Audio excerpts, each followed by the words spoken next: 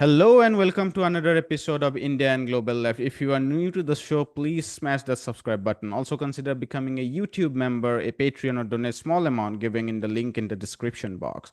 But the least you can do is to watch this show, like and share. Without further ado, let me welcome our guest tonight, Professor Mohammad Marandi. Professor Marandi teaches at the University of Tehran. Professor Marandi, welcome back to India and Global Left. Thank you very much for inviting me. It's always a pleasure. Last time we had you on, we were in the middle of Iranian firing of missiles in the Al Udeid air base in Qatar, and soon after that we had a cessation of hostility. Um, I wanted to start with that, an assessment of why do you think that came from the Israeli side. My own assessment is that it was a combination of two things. One was their miscalculation that a kind of blitzkrieg would lead to some regime change. And secondly, the cost that Iran was imposing on Israel, both militarily but also economically, because those campaigns were very costly. What was your assessment of why this temporary cessation of hostility came from the Israeli side? I agree. I think it's pretty clear that the Israeli regime and the Americans and the Europeans, they were betting on Iran collapsing and that Iran would fold and capitulate. And that's based upon their foolish assessment of Iran that's been uh, presented by people in think tanks, people in government, and many of these so-called Iran experts who are uh, teaching at universities that are close to Washington. Uh, they have said for many years that Iran is on the verge. People hate Iran. The population despises the so-called regime. The regime, as they call it, is about to implode. People want change. And so all we have to do is just give it a little push and all will be well. And of course, the West, which pretends to be supporters of the rule of law, international regulations, they have shown their teeth. They've shown their fangs. They all supported the Israeli aggression. They all, right now, are swiftly working to rearm it for another round of aggression. And they, uh, they're all in this together in trying to bring about what they like to call regime change. Now, as we expected, as we knew uh, what would, as we knew, the Islamic Republic of Iran became much stronger as a result of the attack. And as was expected, people would rally behind the armed forces, the Revolutionary Guards, the leader, and the government, and they would turn hostile towards the aggressor. We knew this would happen, but this comes from a fundamental misreading of Iran in the West, this which is based on wishful thinking and based upon assessments provided by people who are funded by institutions close to the state or the state itself or the states themselves in the West, who will say what needs to be said, who will say that Iran is weak, vulnerable, unpopular, and it's a regime, therefore it is unstable by nature. And of course, they get good funding for this. And then they themselves court these politicians and give them honorariums, fantastic honorariums at times. And then those politicians continue to provide funding for these people. And there's a lot of people are making a lot of money by producing fake assessments on Iran. And whenever sane people say that no, the Islamic Republic of Iran is very stable. It is by far the most stable country in West Asia. It has strong popular support, and you should not misread discontent about jobs or the economy as meaning uh, a wish to overthrow the political order. These are two completely different things. If a person is nagging, or if a person is complaining, or if a person is ranting about the government or the state and his problems, that does not mean that he wants to overthrow uh, the state. And I think the uh, the last couple of weeks proved that the Iranians during the very first day when this blitzkrieg attack happened, that was the darkest day. But never for a moment did anyone think that the government was going to capitulate, even though many senior military commanders were murdered, along with their families, their children, their grandchildren, their neighbors. But no one for a moment thought that Iran would be defeated or that Iran would fold. And of course, all these commanders are gone. If Iranians were opposed, then that would be the opportune moment for them to protest. But they did the exact opposite, as was clear. So on the very first night, under airstrikes, people went to the following day. I think the people went to the streets in support of the armed forces and the government in demanding harsh retaliation. And then last Friday, across the country, there were major rallies in defense of the armed forces under fire. And then we saw the funeral and the funerals that are going on today as well. But in the funeral in Tehran, we saw a crowd of well over 1 million people, well over 1 million people. And all of this was expected. Anyone who knows anything about Iran would have predicted this to happen. But obviously, Netanyahu, Trump, and the presidents, prime ministers, and the chancellors of European countries, they're all, pursuing this wishful thinking, and they bet on the wrong horse, as they always do when it comes to Iran, at least. So that is one issue. They thought that Iran would capitulate, which was clear would not happen. And then the tide began to turn. The Iranians began to regroup. New commanders were appointed, and the missiles began to strike Israeli cities. And of course, Iranian missiles are much more devastating than the Israeli missiles. They're much larger. They're much faster. They come in at 10 Mach or 15 Mach or 8 Mach. And then they have heavy payload. So they're devastating. And so the Americans, that's why Trump had to intervene. He came in to help Netanyahu. But that failed too. And things continued to go downhill for the Netanyahu regime, as we saw Trump himself admit, and as we saw people like Steve Bannon point out, that Trump was basically trying to save the Israeli regime. And I think that says a lot. And Bannon is a very well-informed person. In fact, Bannon, before the strike, was the one who was saying that the U.S. is about to strike. So he has insider information that few people in the United States have. But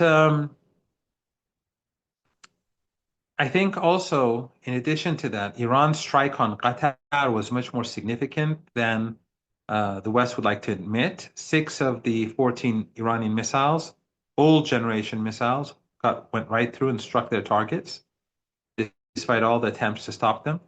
And Iran was not even using their missile bases, their underground missile bases and drones that were designated for defending the country in the Persian Gulf region. In other words, these were very long range and old generation missiles that were fired, and 6 went right through. So I think that message to the Americans was also heard in Washington. And so all in all, when you look at what happened, that led to the conclusion that this had to end. Of course, the belief here in Tehran is that the Europeans and the North Americans will help the regime regroup so that it can carry out another attack on Iran. But the interesting thing is that now that the nuclear program is supposedly destroyed, according to Trump, then there is no reason to attack Iran anymore. But the Israeli regime wants to do so. And that shows that the issue was never the Iranian nuclear program. That was just one excuse. If the nuclear program is gone, then it will be the missile program. If the missile program is gone, it will be terrorism. If all of these excuses are gone, it will continue because the issue is regime change. And the regime change is because Iran is independent and Iran supports the Palestinian people. But this will fail. The Israeli regime, when they restart the war, the Iranians too are preparing, and they will hit the Israelis harder next time round. And the defeat for the Israeli regime will be more bitter. The belief here is that the regime will carry out a more barbaric attack next time round, and they will target anything that they can to create maximum hurt for ordinary Iranians.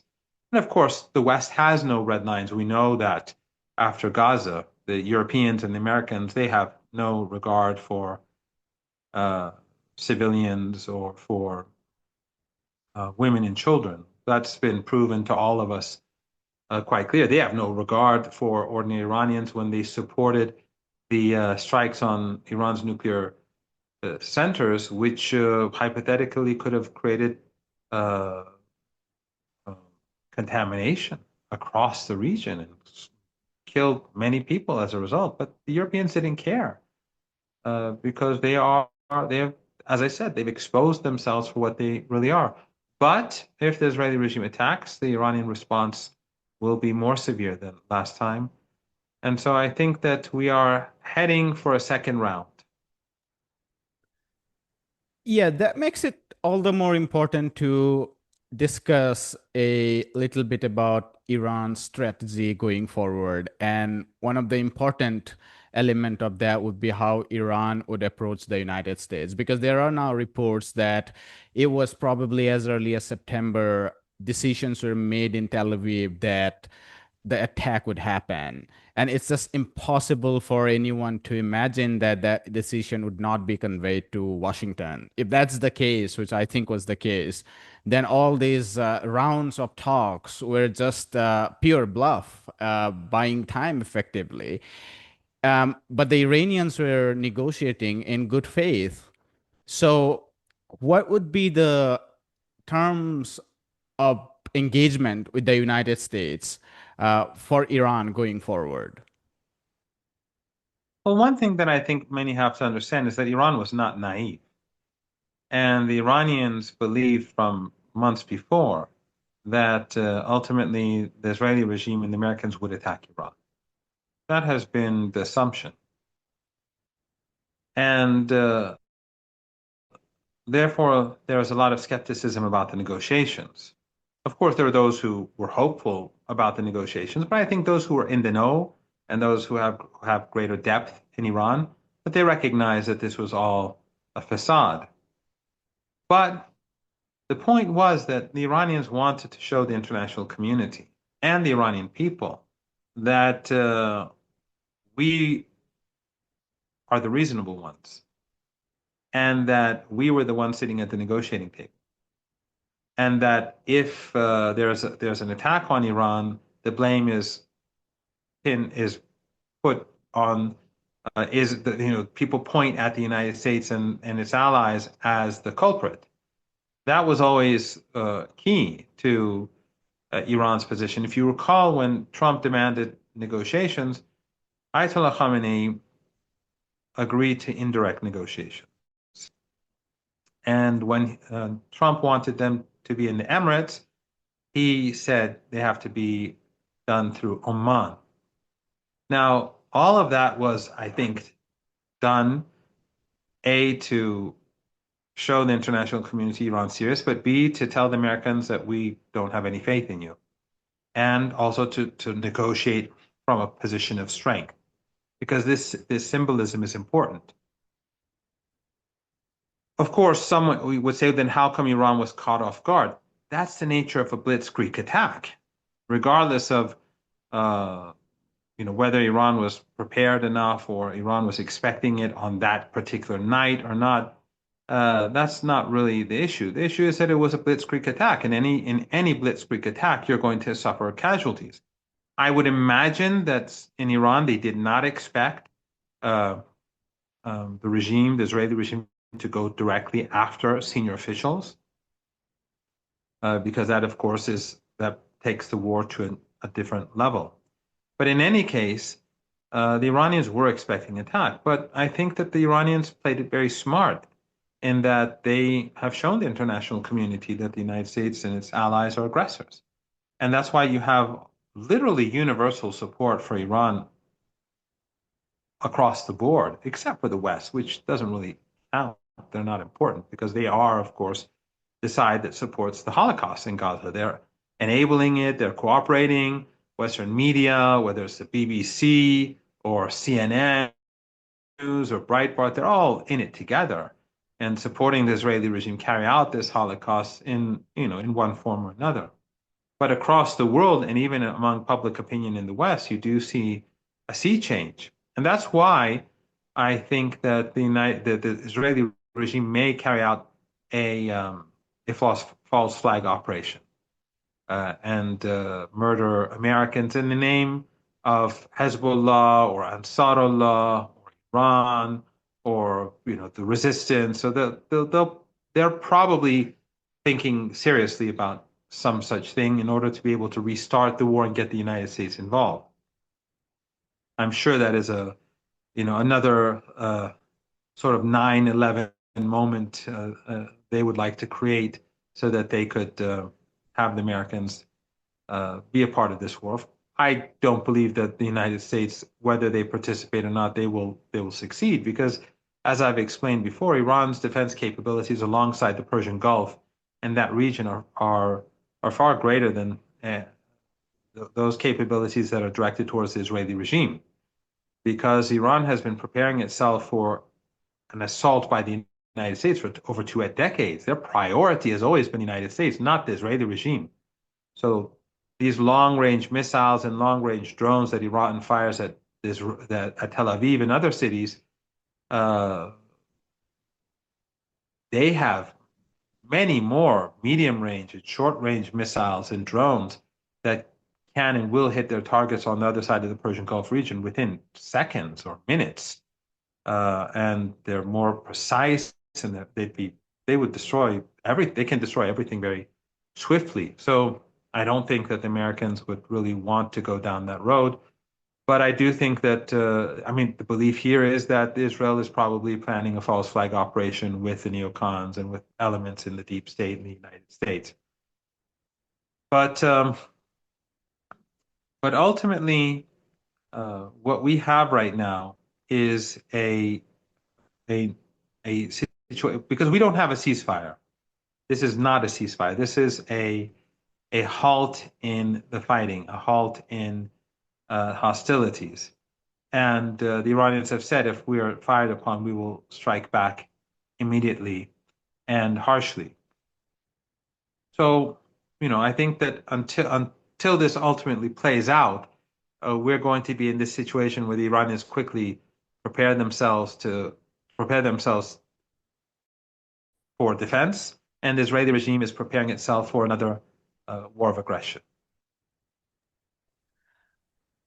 Going forward, I think there are three key elements for Iran to prepare, and one of them is, of course, the nuclear strategy. But I want to discuss that quickly later.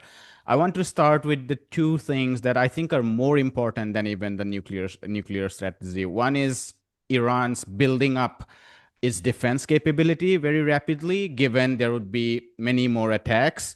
And second would be what would be Iran's strategy in terms of its larger economic direction, because a lot of people in Iran has been hoping for a while that the main reason for negotiating is that the sanctions should be lifted, because that has had the most detrimental impact on currency, because there is capital outflow.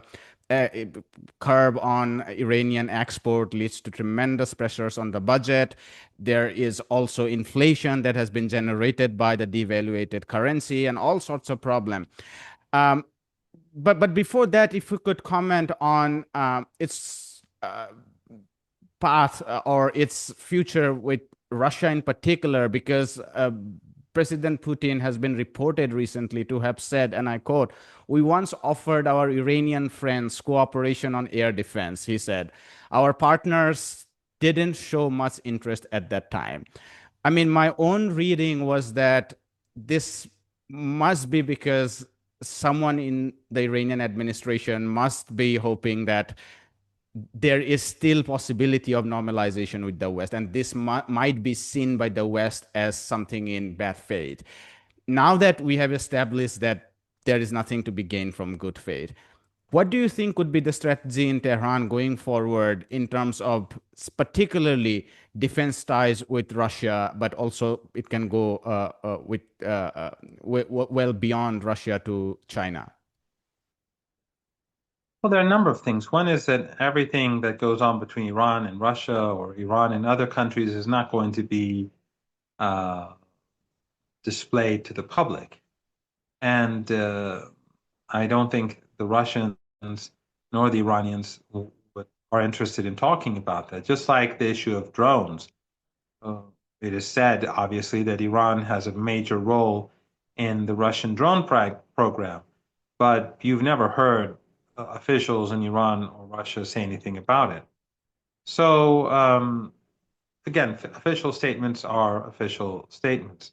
What I would say, though, is that what the Israeli regime and what the Americans have done inadvertently is that they've united the country and they've created huge skepticism towards the West in general, especially among that segment of the population that would have considered itself pro-Western or Western-oriented or sympathetic to the West, or those who thought that the Iranians were being stubborn and that we could have had solutions with the West if only we had been more flexible than we've already been. That whole worldview has been shattered because everyone has seen how the West has conspired against Iran and how they were being deceitful and how the West supported airstrikes on Iran's civilian nuclear program, a program which the buildings and the centers that were bombed were all regularly inspected by International Atomic Energy Agency experts. So there was nothing secret in any of these centers or buildings. But the West supported it. And the head of the International Atomic Energy Agency being controlled by the United States, being very clearly in the American camp, because the agency is in the American camp. All of these post-Second World War international bodies, they are dominated by the West, whether it's the OPCW for chemical weapons, which framed Syria and lied about the chemical attacks in Syria, whereas it was clear that Al-Qaeda and ISIS carried out those attacks. And the OPCW back then, they sent their experts to Syria, their technical team. And the technical team said, no, there's no evidence that it was the Syrian government. It doesn't add up. And so when they went back and wrote their report, they were expelled, the experts. And the new report was written basically saying, yes, the Syrian government did it.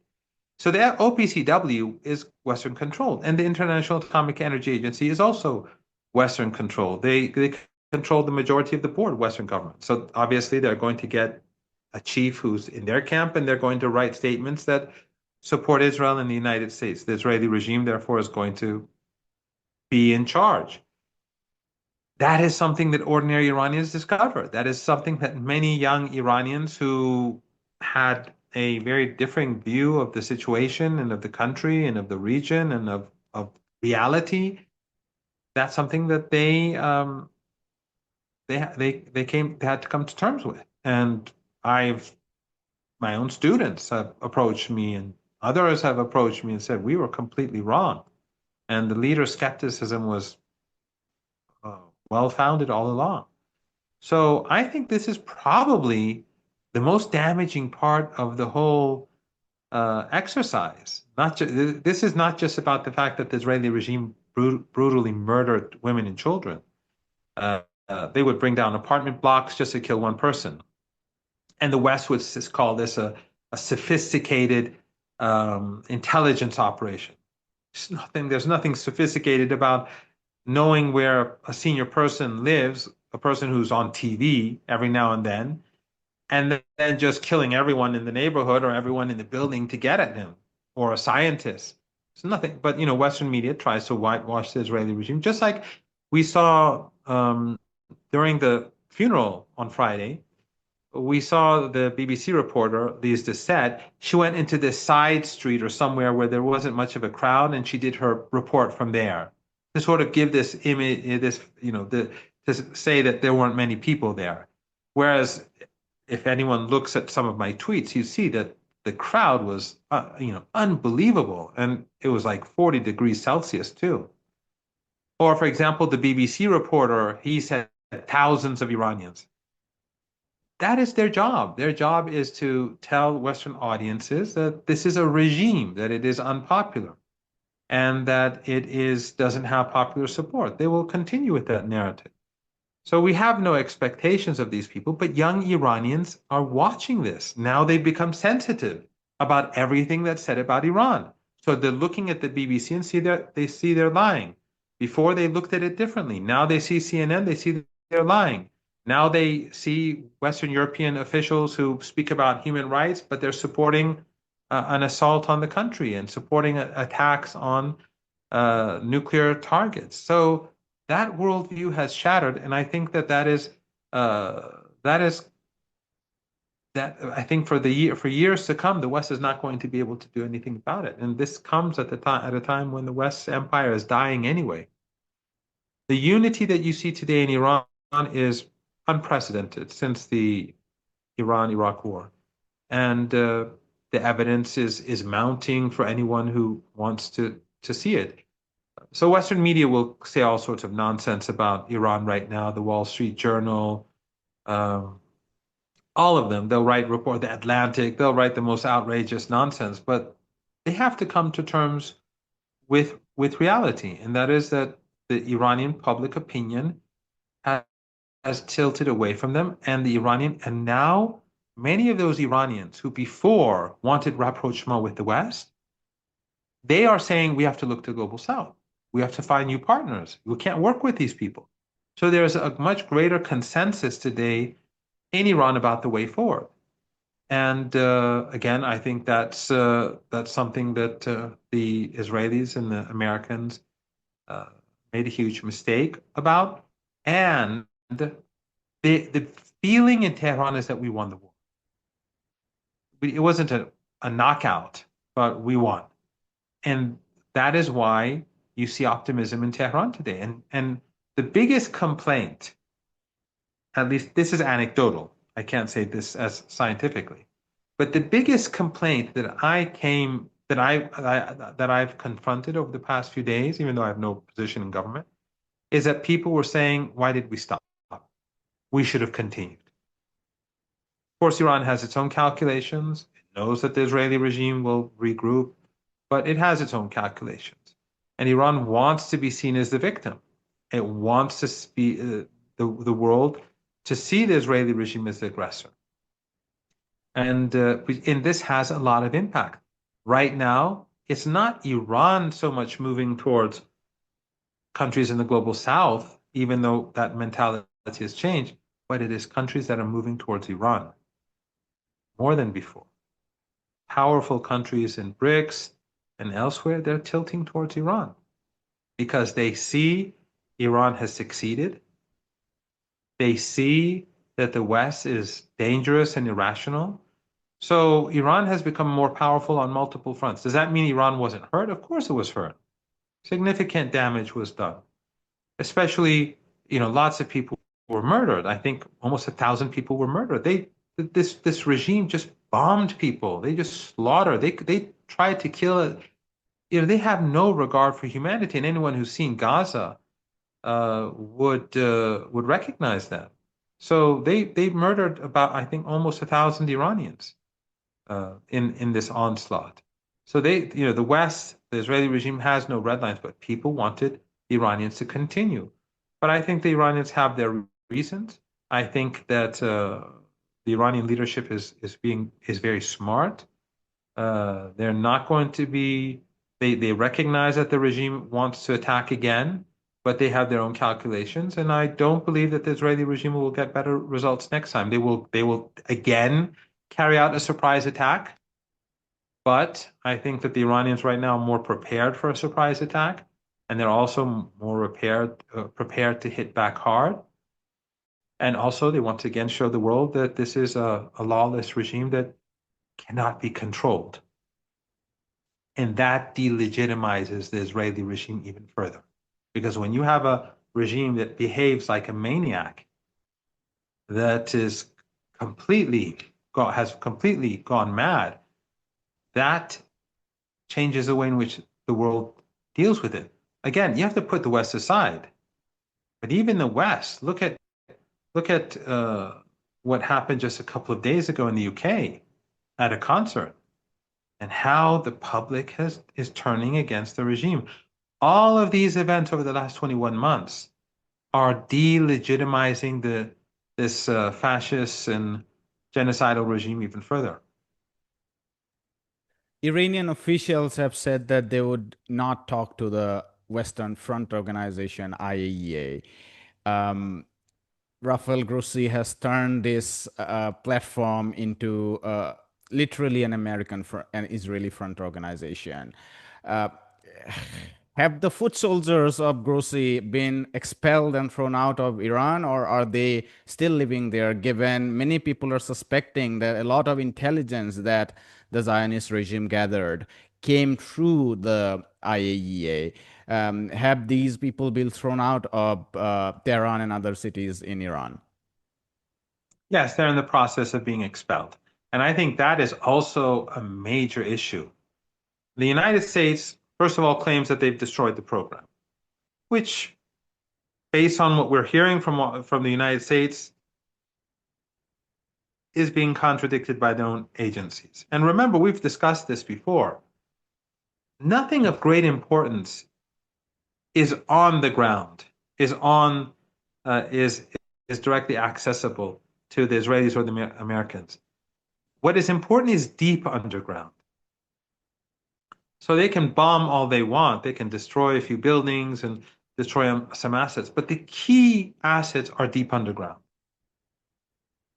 Second of all,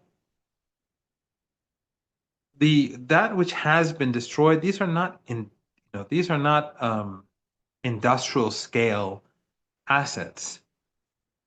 They are basically for science, for the Iranians to learn how to enrich uranium.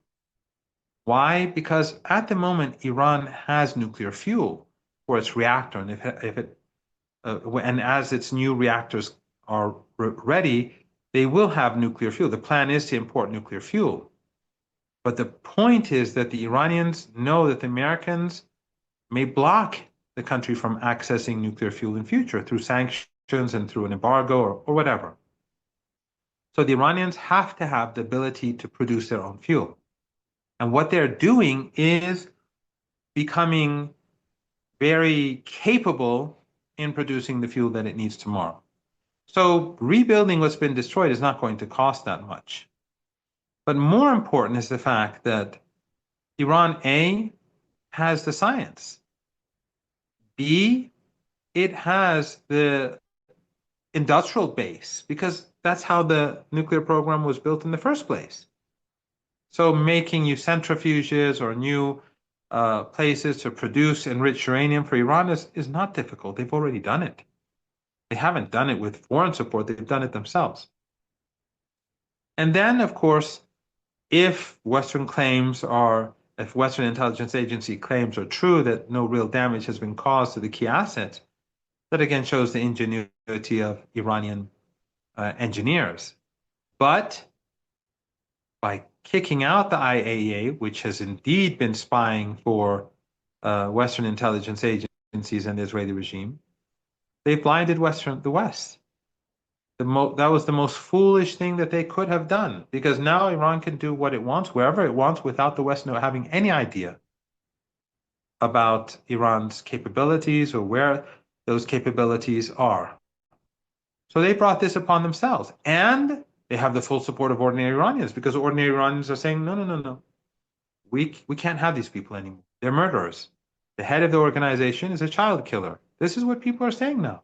So the West has pushed the Iranian government to take steps that the West was dreading in the past, that they were always worried about as being the worst case scenario. Again, everything they've caused damage to Iran, but they've also strengthened Iran. They've strengthened Iran's hand, they've united the country, and now you see an optimism among ordinary Iranians that will, in the long run, have an impact on the Iranian economy.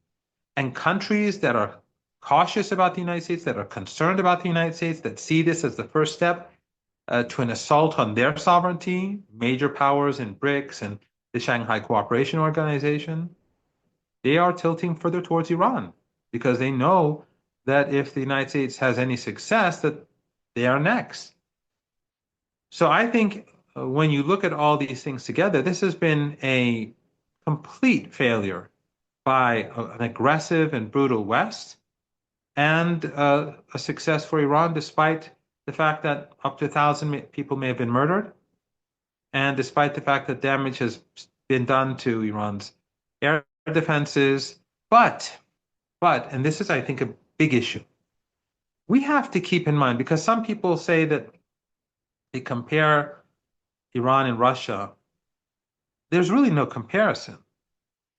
The weapons that the Israeli regime used and the resources that were given to them are the sort of weapons and resources that Zelensky could only dream about. Israel used everything that the West has to offer, the best of their equipment. And they went all out to undermine Iran. So they used all of their assets in Iran, many of them, these Wahhabi, Salafi, Takfiri people from who come in as unregistered immigrants or illegals or whatever you want to call them, because Iran has, compared to its population, Iran has the largest number of refugees in the world. And so you have these people now, but the Israeli regime used them. They deployed them. So Iran is arresting them. It is rooting out these people, is finding them, and it's dealing with this issue. And the Israelis have used their best equipment against Iran. So Iran knows exactly what the Israeli regime is capable of, whereas the Israeli regime doesn't know what Iran's capable of, because Iran has not yet used a lot of its assets, because we have not reached a point where they feel they should reveal their capabilities. And we've seen the missiles, for example, that Iran launched at Israel, at the regime. These were mostly old generation missiles. So I think that this is very different from Ukraine. And the defense capability, and of course, the entire West was working with Israel. They brought in their air defense capabilities, and regional countries were allowing the United States to use air bases, whether in Turkey, the Incirlik air base, the radar system was being used to help Israel, and in Qatar and elsewhere. Jordanian airspace was being used by the Americans and the Europeans to help Israel, and by the Jordanian Air Force. So you saw this mobilization of regional and NATO forces to help the Israeli regime with the best that money can buy, and the Israelis don't buy them; they're given as gifts. Yet they failed after a blitzkrieg attack. So I find this very impressive. But again, Iran was hurt. Many senior people were murdered. Many ordinary people were killed. Significant damage was done, especially to Iran's air defenses. But Iran is, I'm sure, working very swiftly to rebuild what has been damaged, and to prepare itself for a second round where Iran, I'm sure, will be hitting the Israeli regime much harder. You referred to something which I think is very important and not a lot of people are discussing, which you said that it's not just Iran tilting towards the global south, but global south also looking towards Iran. Iran, of course, is very pivotal insofar as Asia is concerned. It links the north-south corridor, the even east-west, and so on and so forth. I think it is a very important lesson, not just for Iran, but also for the global South, given I was thinking about the 2003 second invasion of Iraq. And at that time, there were at least debates and deliberations. There were France and Germans who were not agreeing. Of course, Blair went along. There were United Security Council involved. I mean, one can say that all that was again a drama, but at least those were there. And then there were some of the most massive demonstrations since I guess the Vietnam War were seen. This time, there was no deliberation. There was no talks. The daddy, as the Europeans would like to fantasize President Trump as, he would take a call and next day he bombs and there are no demonstrations. I mean, one of my American friends went to a demonstration in New York and he found that the anti-war demonstration was smaller than the Zionist demonstration, who were counter-demonstrating in favor of Israel's right to exist. I mean, such is the case, supposedly at a time when other polls say that not many people in the United States support this war. What I'm effectively getting at is that the international order is virtually collapsing, and it is the Americans leading that, but the West, but Europeans are also coming along, scratching the back of their daddy. And at that point in time, whether you look at from the perspective of trade, whether you look at from the perspective of national security, I think it's a lesson for the global South to strengthen it further, to expand BRICS, to go deep, and really bypass those states which should not come along to obey the rule-based international order. What would you say on this? I agree. Although I think that we shouldn't overestimate the importance of BRICS itself. It's the idea behind BRICS that's important. Otherwise, within BRICS, you're going to have trouble, as we already know, uh, and that's going to make it difficult for it to move forward. But it is the idea in itself, whether it's BRICS or it's the Shanghai Cooperation Organization or other or ASEAN or groupings in Africa and Latin America and elsewhere, the incentive for creating less dependency on the West and moving away from the West has increased dramatically everywhere. It's clear, even with regards to bilateral ties between countries and the using of their own currencies with one another. All of this, when you put all of these together, this is hurting the West a great deal, and this is going to continue. And the irony, of course, is that the West, they've created all these international bodies and institutions after the Second World War to maintain their hegemony, and they themselves are destroying each and every one of them. They've become the lawless actors, and the world is afraid of their stupidity and their foolishness. We see Trump every day, being more increasingly erratic. He's tweeting and saying crazy things day and night, and whenever anyone contradicts him about Iran, he goes crazy, which I think shows how insecure he feels about the situation. But in any case, I think that this is another nail in the coffin of the Eurocentric empire, the American empire, and this is one of those nails that will be remembered. And we have to remember that simultaneously things are happening. The war in Ukraine is not in the news anymore, but the situation is very bad for Europe, the United States, and Russia has the upper hand. And they've been using the last couple of weeks as an opportunity to hit Ukraine very hard and to press forward. And of course, Ukraine has been betrayed by the United States and the West, because the West, which was going to give it air defense capabilities, just took it away and gave it to the Israeli regime. In other words, Ukraine, which has been the regime which has been sacrificing its people and its future for the sake of Western leaders and Western elites, now they've been thrown into the dustbin for the sake of this ethno-supremacist regime. And I think that's very demoralizing for many people in Ukraine, as we have seen over the last couple of weeks when they heard, for example, that many of the air defense capabilities that were destined for Ukraine are not going there, or defense capabilities that existed and were never given to Ukraine have been sent to Palestine. So that, alongside the trade war and other policies pursued by Trump and the U.S. political establishment, they are a huge burden. And the U.S. camp, by carrying out these multiple offensives, economic and military offensives across the world, are overburdened, and this is only going to lead to the situation getting worse for them. So I just think this is the United States is behaving like a dying empire that lashes out, and as we move forward, it becomes more irrational, and thus, because of that irrational behavior, the pace of decline will only increase.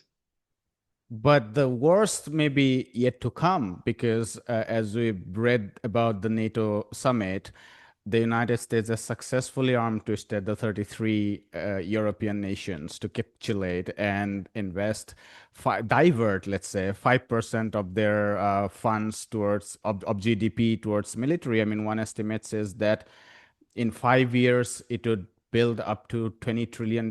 That is like the whole GDP of China being invested in military.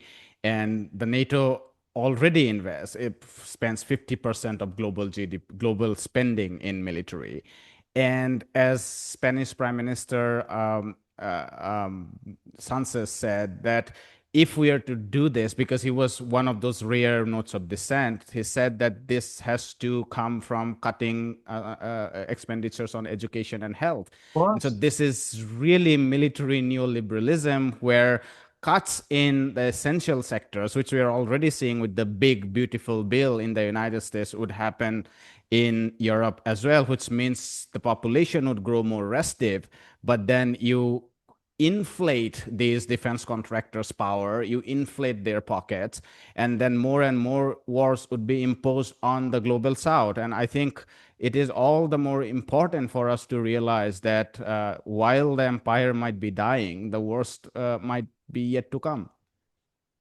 I agree. That is a fact. But I also think that this direction that NATO is taking is only going to make things much worse at home, as you pointed out. People across Europe are already suffering. You know, we don't appreciate, those of us who live outside of Europe, how difficult the situation is. Our countries, your country, my country, other countries, Iran, in many ways, life in Iran has improved a lot despite the wars and sanctions compared to before the revolution. We have universal education. Before the revolution, most people didn't go to school. We have a industrial base. Back then, Iran was still like Saudi Arabia, simply, you know, mostly purchasing goods from the West. Iran is a high-tech country. India has its industrial base. It has its, you know, but people in Iran or India traditionally, they were not wealthy. When Iran was under the Shah was exporting 6 million barrels of oil a day, it was basically the elites in Tehran and in Shiraz and a couple of other places in Esfahan that were doing very well, but the majority of Iranians weren't even going to school. So, but in Europe, because of the empire and because of many things, the standard of living was higher, and the same is true in the United States. And with the collapse of the middle class, which we don't need to go into, and your audience knows this, the standard of living for many in the West is declining rapidly. Now, after what's been going on with Ukraine, it's getting much worse. We hear about the deindustrialization of Germany, the powerhouse of Europe, for example. And then if they're going to increase spending on weapons, that is only going to, as you pointed out, decrease the budget on everything else. People who've been living better off just a few decades ago, their fathers, their grandparents, they're still alive. And they will, you know, they will tell their children that things are much worse today than before.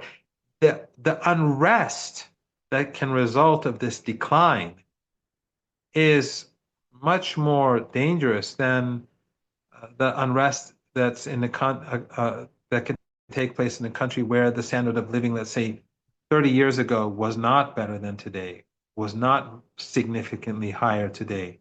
Many Iranians, older Iranians, people my age or older, remember how their towns and villages didn't have electricity. They didn't have running water. When I was young in the war, I lived in the war fronts. I lived in the provinces close to the border. There were cities that did not have electricity, telephones, running water. Now, every village in Iran, almost literally every village, has natural gas, let alone everything else. So, I mean, I'm not saying that Iran is in an ideal situation. The economy is difficult, especially in major cities, especially in Tehran. There's no doubt about that. But the point is that the decline in the West from where it was literally at the top of the world once upon a time when I was a child. That West no longer exists, and therefore the potential for unrest is huge. And I don't think, by the way, that these European countries are ever going to uh, take their budget to, the military budget to 5%. It's just not going to happen. It is going to bring down these governments. And I think that 2, 3 years down the road, we're going to see Europe facing much more internal difficulty than today. No, we see the same problems in the United States as well. So I don't think that they can turn things around. I think that this sort of behavior is only going to lead to further decline.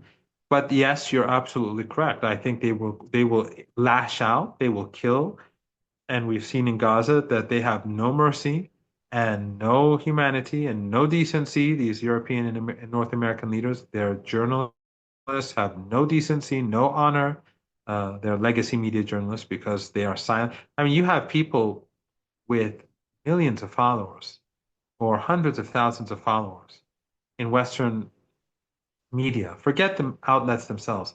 They don't even tweet about the crimes that are being committed in Palestine. They don't even post any of the images. They don't even talk about the Palestinians being gunned down every day as they seek food. How the Israelis are hunting them. Even Haaretz admits this, but Western media won't. And Western journalists, as individuals, legacy media journalists, not many of the heroic people in the alternative media.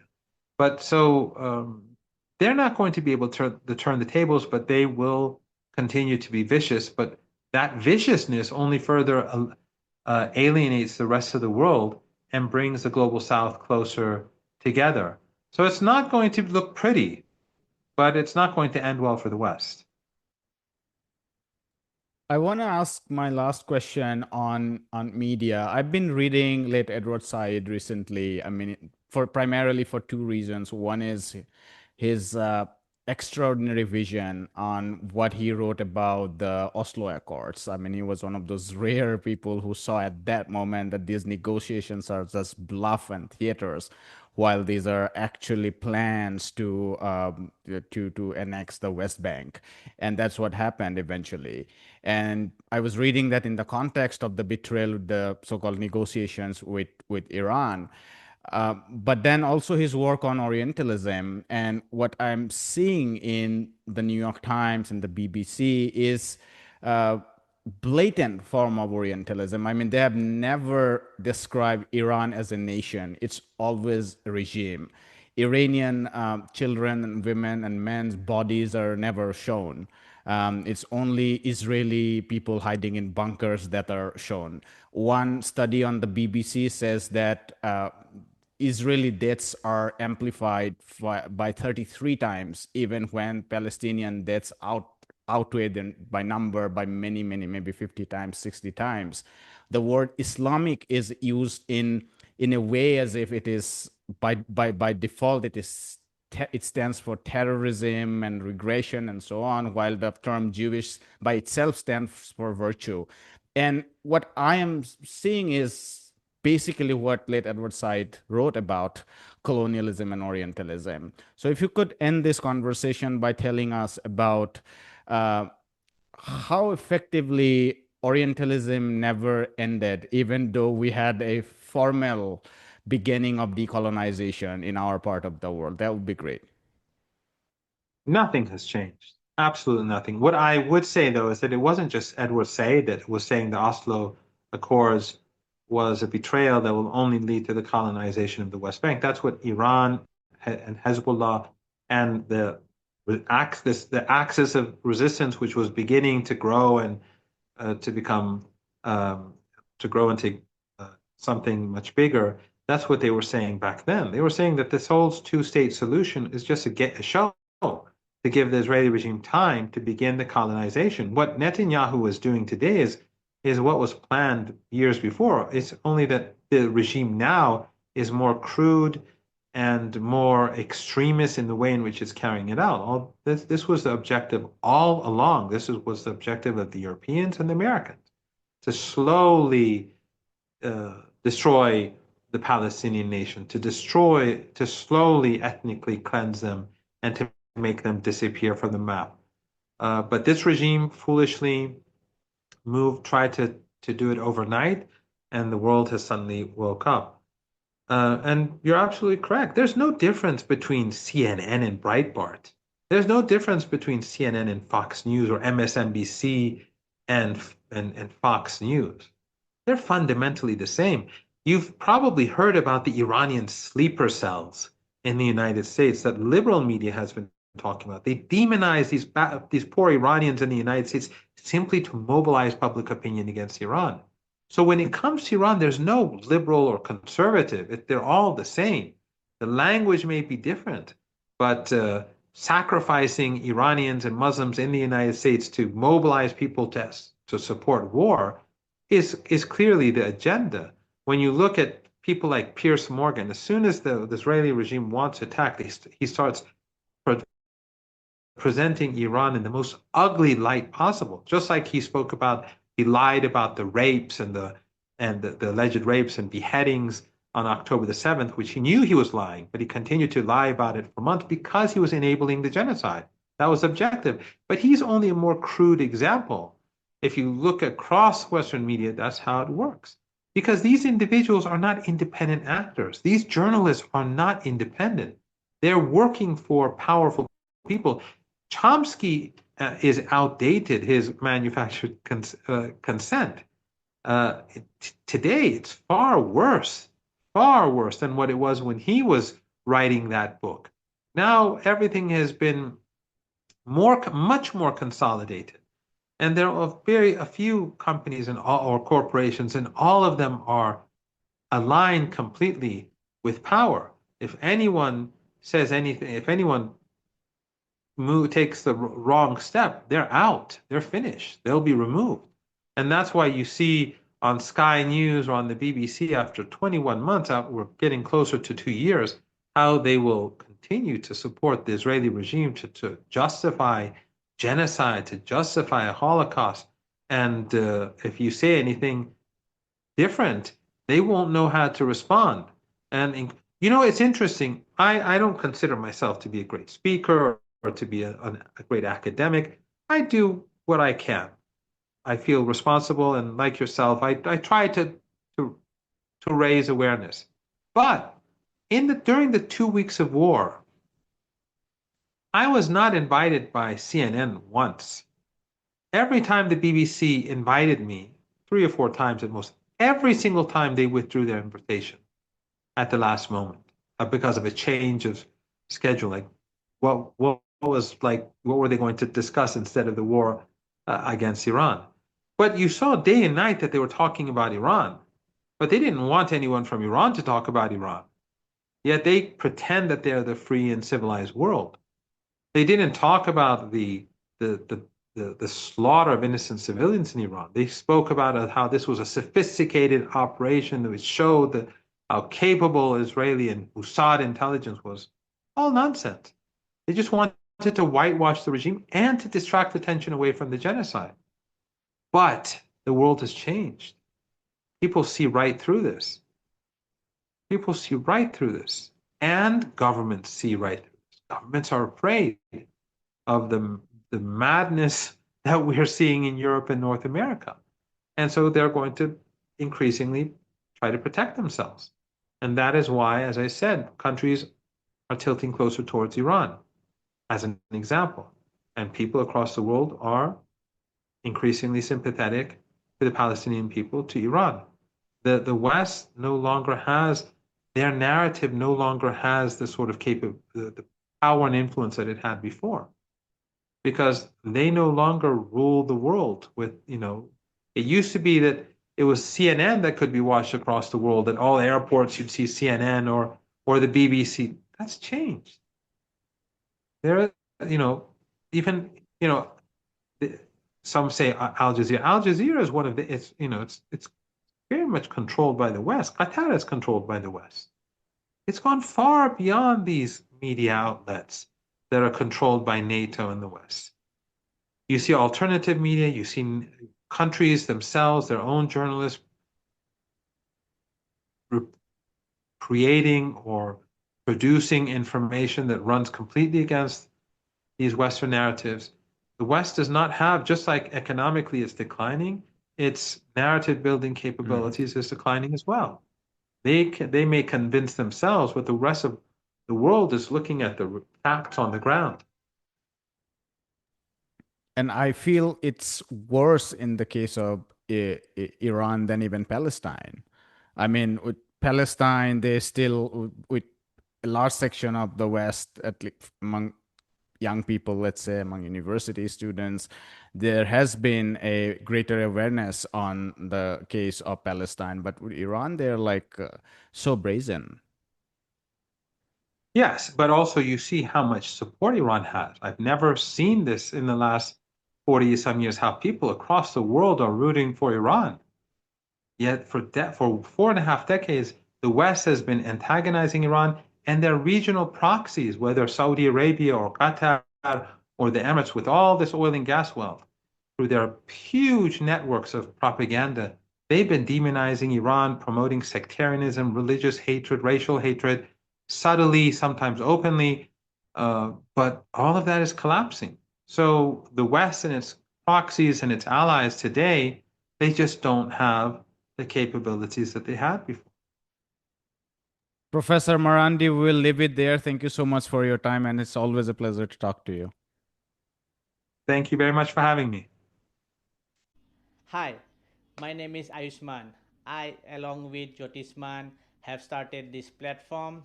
In the last 2 years, we have tried to build content for the left and progressive forces. We have interviewed economists, historians, political commentators, and activists so far. If you have liked our content so far and want us to build an archive for the left, I have two requests for you. Please do consider donating for the cause. Link is in the description below. Also, if you are not able to do so, don't feel sad. You can always like our videos and share our videos to your comrades. Finally, don't forget to hit the subscribe button.